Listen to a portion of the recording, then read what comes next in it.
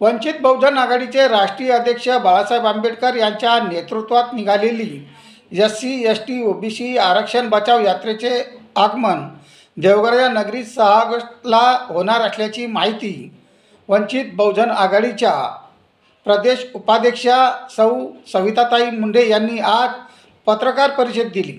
जय भारत जय संविधान। मी प्रवीण कुमार काकडे व आपण बघत आहात लोकप्रश्न न्यूज महाराष्ट्र राज्य। वंचित बहुजन आघाडीच्या वतीने माननीय बाळासाहेब आंबेडकर यांच्या नेतृत्वाखाली निघालेली SC ST व OBC आरक्षण बचाव यात्रा 6 ऑगस्ट रोजी सायंकाळी 5 वाजता देवगराजा शहरात येत आहे। गोकुळ हॉटेलजवळ आरक्षण यात्रेचे स्वागत करण्यात येईल।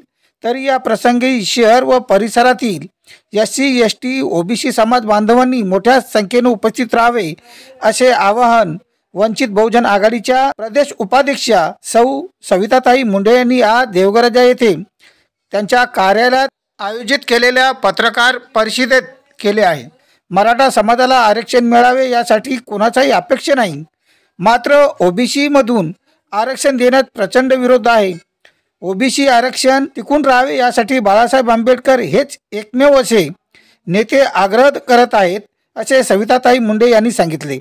देवगराजा येथून आरक्षण बचाव यात्रा मुख्य मार्गाने शिंदखेडाकडे रवाना होणार आहे अशी माहिती विदर्भ प्रदेश उपाध्यक्ष सौ सविताताई मुंडे यांनी आज पत्रकार परिषदेत दिली।